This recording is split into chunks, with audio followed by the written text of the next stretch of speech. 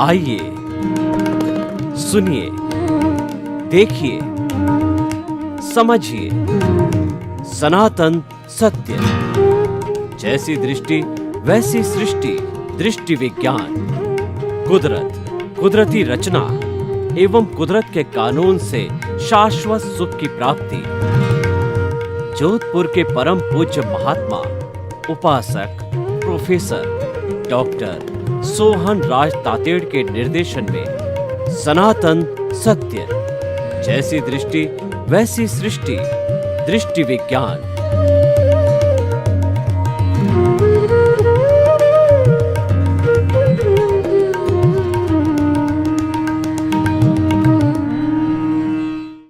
भाई और बहनों, मातृशक्ति को नमन। आज का हमारा अति उत्तम विषय लेशिया की व्याख्या। लेशिया का अर्थ होता है कलर, और दूसरा जो अर्थ होता है जो हमारे भाव बनते हैं, जो सृजन करते हैं और भावों पे कोट लगने के बाद में कर्म बनता है, और वो किया हुआ कर्म हरेक को भुगतना पड़ता है। ऐसा कहा जाता है, as you will sow will you reap. जैसा आप बोओगे वैसा पाओगे। जो बोना है, जो बीज है, वो कर्म है, वो पुरुषार्थ कहलाता है। और हम जो मन वचन काया से जो भुगतते हैं वह परिणाम कहलाता है, रिजल्ट कहलाता है। तो हम इसकी लेशिया की सांगोपांग व्यवस्था करेंगे कि वो भाव कैसे बनते हैं और भाव से जो है द्रव्य कर्म कैसे बनते हैं। भाव कर्म जो है कारण है, द्रव्य कर्म है वो कार्य है, भाव कर्म है वो सृजन है, और द्रव्य कर्म है वो भुगतान है। भाव कर्म है पुरुषार्थ है, और द्रव्य कर्म है वह भुगतान है। तो भाई और बहनों, हम गंगोत्री से स्टार्ट करते हैं। गंगोत्री शिवजी की जटा में है। भगवान राम के पूर्वज भगीरथ जो है वो राजा हुए हैं, तो उन्होंने जो है वो अपने हरिद्वार में बैठ करके और तपस्या की, और भगवान से जो ये वरदान मांगा शिव जी से कि आप अपनी जटा में से गंगा को बहाओ, क्योंकि वो सारे उधर ही हैं। जितने भी शिव जी का जो धाम है वो सब वहीं हैं। तो उन्होंने जो है वो कहा कि आपकी जटा में से गंगा को बहाओ, ताकि कि वो हिंदुस्तान में बहती हुई वो पापियों का पाप धोती हुई समुंदर, अरब सागर, बंगाल की खाड़ी और हिंद महासागर में जाकर के गिरे। तो शिवजी जो है उनकी तपस्या से प्रसन्न हुए और जटा में से गंगा बहा दी। तो वो जटा का गंगा बहाना है वो गंगोत्री है। तो ठीक उसी तरीके से हमारी जो मूल स्वरूप की आत्मा है वह पूरे शरीर में व्याप्त है। जैन दर्शन के अनुसार आत्मा होती है वह शरीर व्यापी होती है। शरीर के बाहर जो है 0.00% भी वो बाहर नहीं होती, मात्र शरीर में ही होती है। जब चींटी का शरीर धारण करती है तो वो संकुचित हो जाती है, और जब वो डायनोसोरस का जो है कर्मों के अनुसार शरीर धारण करती है, जो ये स्थूल शरीर है, कारण शरीर है, तब जो है वह विकसित हो जाती है। तो भाई और बहनों, वह हमारी आत्मा, उसके साथ में जन्म जन्मांतर से जो हमारा अज्ञान है, कारण शरीर, लिंग शरीर, कॉजल बॉडी, अज्ञान कर्म शरीर है, वो जन्म जन्मांतर से उसके साथ के अंदर फेविकॉल की तरह जुड़ा हुआ है। और और उससे उदय प्रारब्ध चलता रहता है, वह कैसे चलता है, वह मुख्य बात आज का विषय है। तो देखिए, आत्मा और कॉजल बॉडी के बीच के अंदर जब उथल पुथल होती है, मल युद्ध होता है, तो कभी आत्मा जीतती है, कभी कॉजल बॉडी जीतती है। आत्मा जीतती है तो संसार का वर्ण होता है, आत्मा जीतती है तो हमारी आत्मा का विकास होता है, हमारे ज्ञान दर्शन का डेवलपमेंट होता है और शाश्वत सुख की नींव लगती है। हमारा ऊर्ध्वारोहण होता है। और जब कर्म शरीर जीतता है तो ये संसार बढ़ता है, हमारा जो है अधोगामी हम बनते हैं और संसार का भ्रमण बढ़ता है। यानी कि जो हमारी कॉजल बॉडी है, कार्बन शरीर, उसका घनत्व तो बढ़ता है, वॉल्यूम बढ़ता है। और जब आत्मा जीतती है तो उसका वॉल्यूम घटता है। आत्मा जीतने पर आत्मा हल्की होती है और कर्म शरीर जीतने पर उसका वॉल्यूम बढ़ने से आत्मा भारी होती है। तो जैसी भी स्थिति होती है, वहाँ से जो है वह तुरंत एक्शन होते ही जो है वो हमारी कलरलेस लेशिया जो है वो बाहर निकलती है, जिसको भाव कहते हैं। उन भाव जो है, जो हमारा कॉजल बॉडी और आत्मा है, उसके बाहर ओरा की तरह एक अध्यवसाय होता है, उसको टच करती हुई निकलती है, वो कलरलेस होती है और वहाँ से निकल करके वो हमारा जो अवचेतन मन है, ल्यूमिनियस बॉडी है, सबकॉन्शियस माइंड है, उसको टच करती है। सबकॉन्शियस माइंड इस संसार की सबसे बड़ी फैक्ट्री है, इससे बढ़ के कोई फैक्ट्री नहीं होती है। क्योंकि जो है हमारा सबकॉन्शियस माइंड हजारों तरह के काम करता है, कन्वर्शन का काम करता है। जो ये भाव है नहीं, कलरलेस आए थे, उनको कलर देता है। यानी अगर शुभ भाव है तो तेजो पद्म शुक्ल लेशिया के कलर मिलेंगे, अशुभ भाव है तो कृष्ण नील कापोत लेशिया के कर्म मिलेंगे।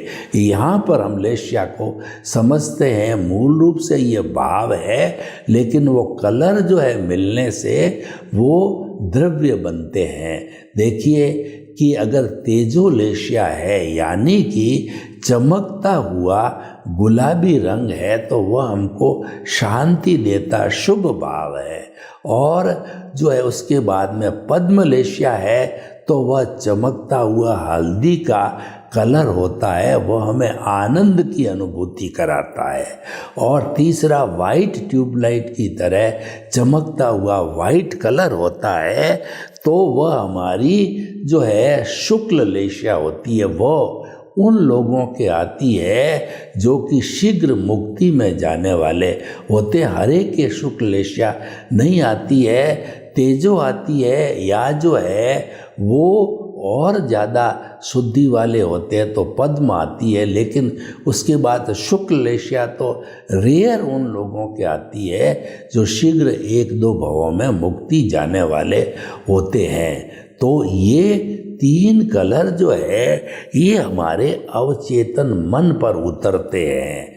ये तो शुभ हो गया। और भीतर से अगर अशुभ का उदय और प्रारब्ध है, आत्मा का कार्बन शरीर के साथ के अंदर जो उथल पुथल होना है, ये उदय और प्रारब्ध कहलाता है, जो कि प्रकृति स्थिति प्रदेश अनुभाग से गवर्न होता है। वो उसी का जो समय आता है जब उदय और प्रारब्ध होता है, और वह जो है भाव बन करके और हमारे जो है वो अवचेतन मन के ऊपर उतरते हैं। और आत्मा होती है तो आत्मा की शुद्धि होती है, यानी कि कर्म झड़ते हैं।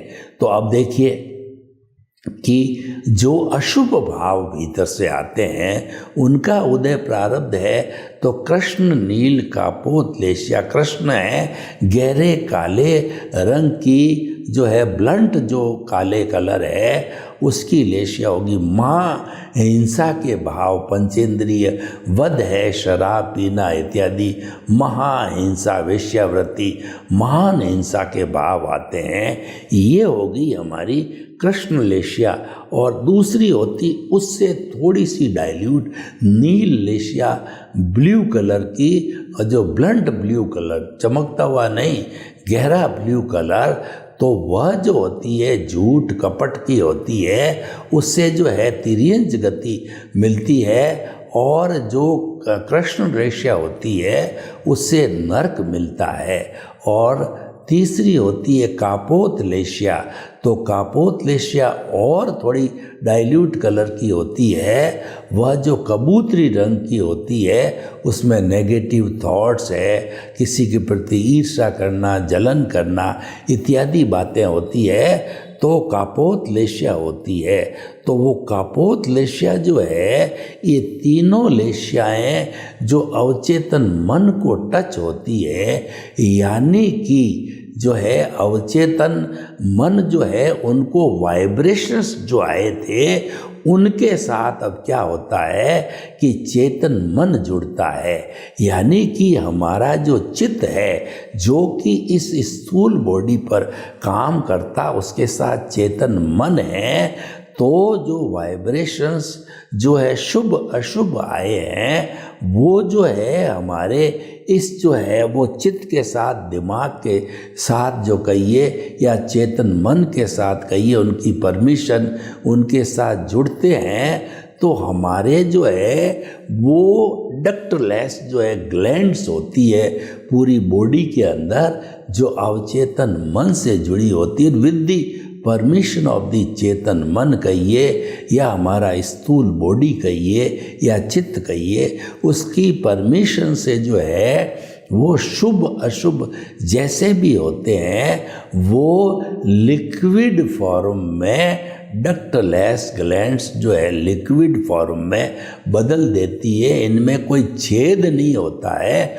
और एक उसका सिरा जो है वो हमारे जो है अपने अवचेतन मन से जुड़ा हुआ होता है, दूसरा सिरा हमारे चेतन मन से यानी कि ब्लड से जुड़ा हुआ होता है। तो जो लिक्विड फॉर्म के शुभ अशुभ भाव आए वो बॉडी, सारी बॉडी में ब्लड के साथ मिल जाते हैं, यानी कि बुद्धि कर्मानुसारिणी हो जाती है। जैसे जैसे कर्म का उदय होता है बुद्धि आती है, और विनाश काले विपरीतो बुद्धि, बुद्धि भी कई बार जो बुरे कर्म पापोदय होता है तो विनाशकारी, और वह बुद्धि जो है कुबुद्धि हो जाती है। और उसके साथ में हमारे अगर पुण्योदय के भाव आते हैं, यानी शुभ लेशिया आती है, तेजो पद्म शुक्ल लेशिया आती है, तो वो शुभ भावों के कारण बुद्धि सुबुद्धि बन जाती है। और वो शुभ लेशियाएँ जो है ब्लड में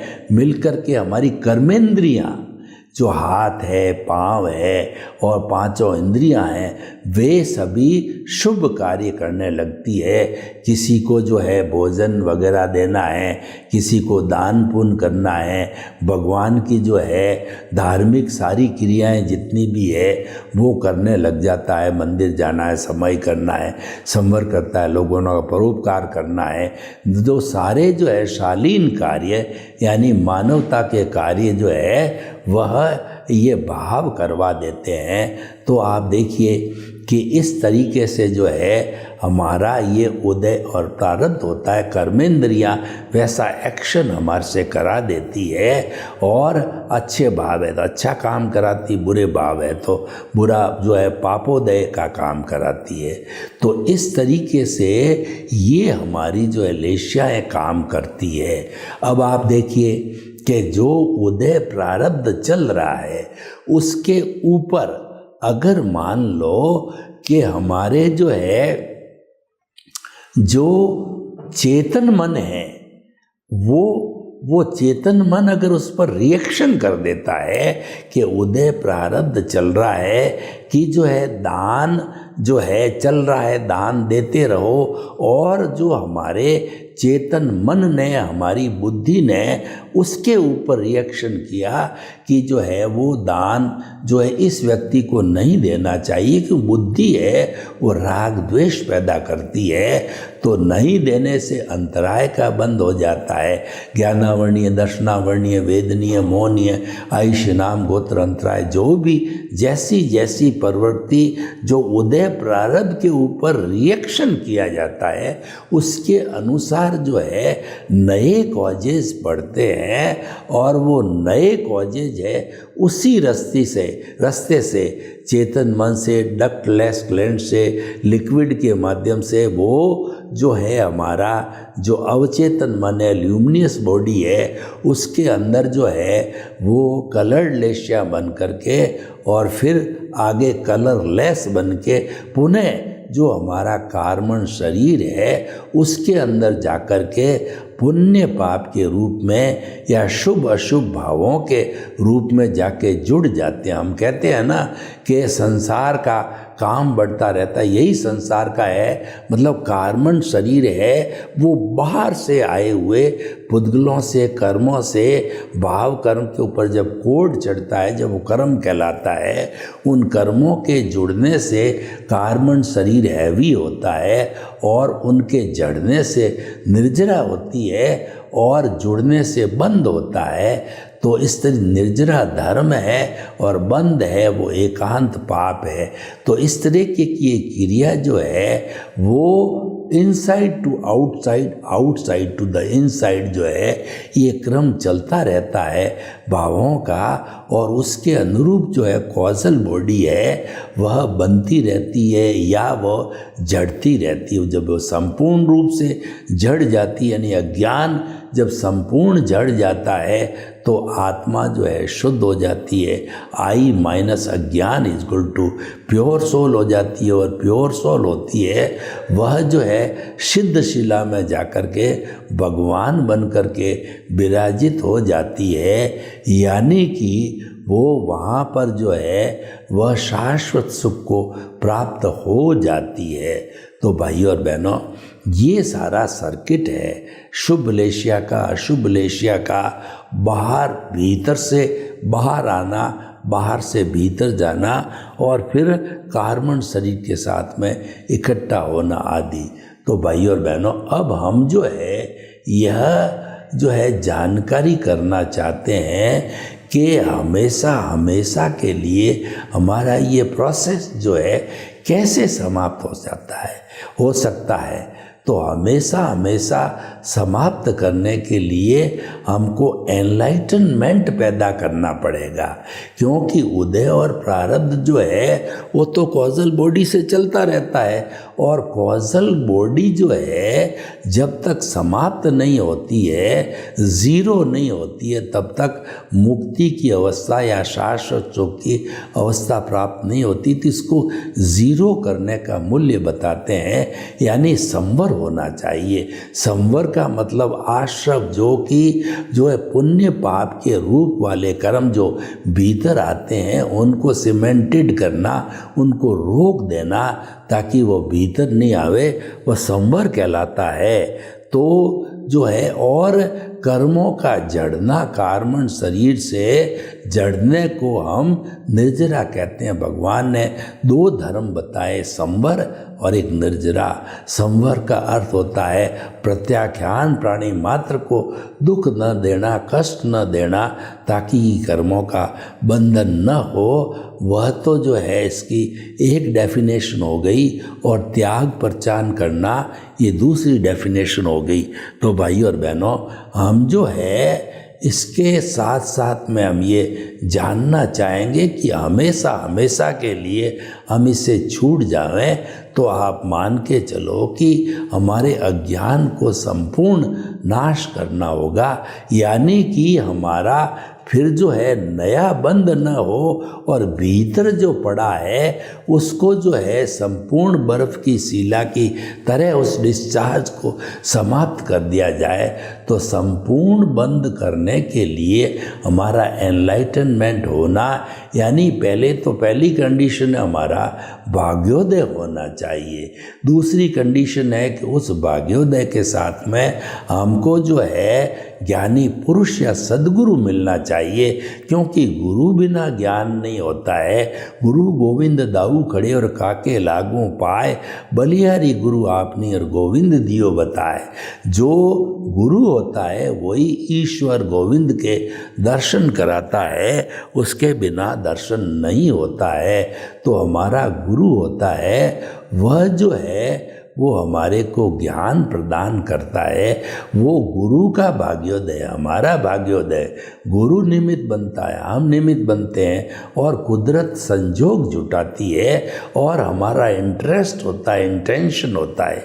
ये सारी और पिछले जन्म का ज्ञान दर्शन, इस जन्म का ज्ञान दर्शन सब मिलकर के और हमारे एक नया एनवायरनमेंट शाश्वत सुख का मिलता है कि वो शाश्वत सुख की नींव लगाने के लिए गुरु जो है हमको ज्ञान प्रेषित करता है। ज्ञान प्रेषित का अर्थ ये है कि जो हमारा जो दर्शन मोहनीय है उसकी चार प्रकृति हैं, अनंतानुबंधी, अप्रत्याख्यानी, प्रत्याख्यानी और संजलन। अनंतानुबंधी पत्थर पर लकीर खड्डा करने के समान है और अप्रत्याख्यानी है वो जो है किसी कोमल लकड़ी के ऊपर जो है वो लकीर खींचने के समान है, और प्रत्याख्यानी है बालू रेत में लकीर खींचने के समान है, और संजलन है पानी में लकीर खींचने के समान है।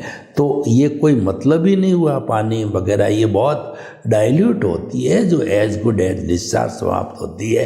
यानी अनंतानुबंधी को हमेशा हमेशा के लिए जन्मजात फॉर एवर समाप्त करने से ही हम जो है सम्यक दर्शन की प्राप्ति करते हैं, और वेदांत की भाषा में वहीं से हम विदेह बनते हैं। विदेह का अर्थ होता है कि दुनिया में रहते हुए दुनिया से अलग जग माही ऐसो रहो जो अम्बुज शर्माही, रहे नीर के आसरे पर जल छुवत नाही।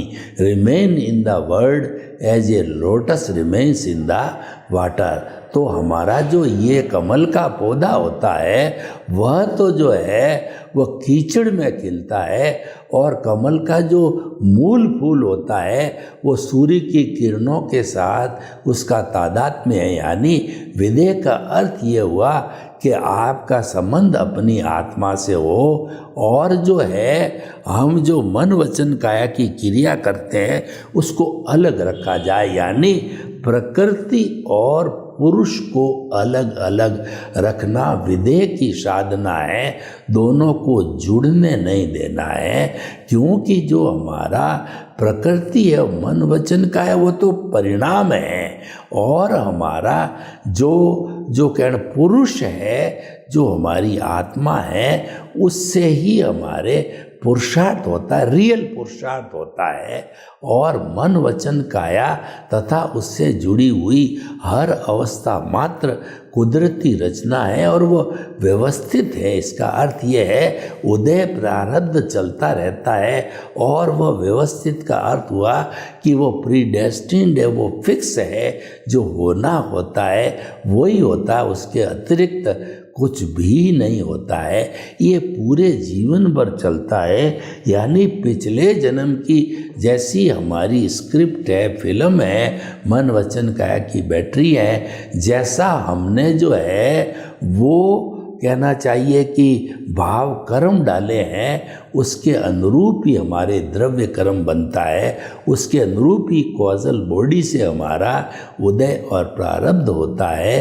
तो वो कारण है भाव, जो हमारा जो भाव कर्म है वो कारण है, द्रव्य कर्म है वो कार्य है।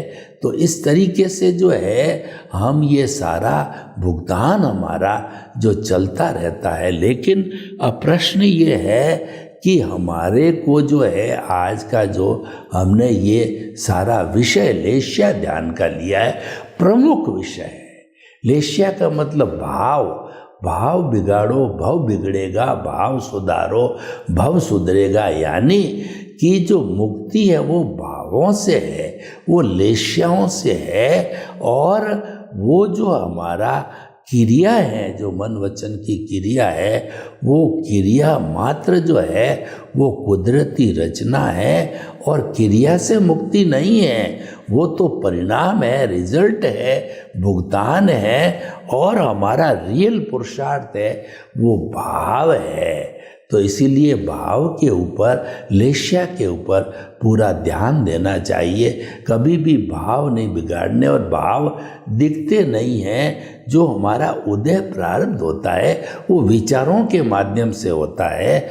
तो इसीलिए अगर हमारे को जो है वो जो प्रकृति और पुरुष को नहीं जोड़ने देना है, तो उदय प्रारब्ध जो विचारों से हुआ उसको जाने दो और उसको जो है लेट गो करो। क्योंकि अगर लेट गो नहीं किया और हम उन विचारों के साथ में उदय प्रारब्ध के साथ जुड़ गए, हम प्रकृति के साथ जुड़ गए, तो वो तो राग द्वेष वाली है। इसका मतलब वो और हैवी हो जाएगी, भारी हो जाएगी और आत्मा उससे भारी हो जाएगी। हमको तो हल्का करना है, हमको तो ऊर्ध्वगामी बनना है, अधोगामी नहीं बनना है। तो इस तरीके से लेश्या शुद्ध होनी चाहिए। सर्वे भवन्तु सुखिनः, सर्वे सन्तु निरामया। लोग के जीवों को सुख मिले, शांति मिले, आनंद मिले, प्रेम मिले, सौहार्द मिले और हम सभी अपने अपने भावों को शुद्ध रखते हुए सिद्ध बुद्ध मुक्त बने। आपके प्रति मंगल भावना। ओम शांति।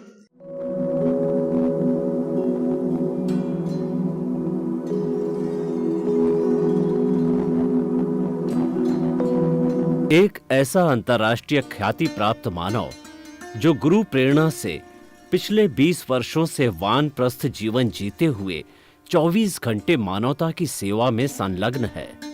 एक ऐसा मानव जो अभी राष्ट्रीय, अंतर्राष्ट्रीय टीवी चैनलों पर 7,500 एपिसोड के माध्यम से सनातन सत्य, आत्मविज्ञान एवं पुनरुत्थान, व्यवहार एवं निश्चय जगत के जीवनोपयोगी विषयों पर हृदय स्पर्शी प्रवचन कर चुका है।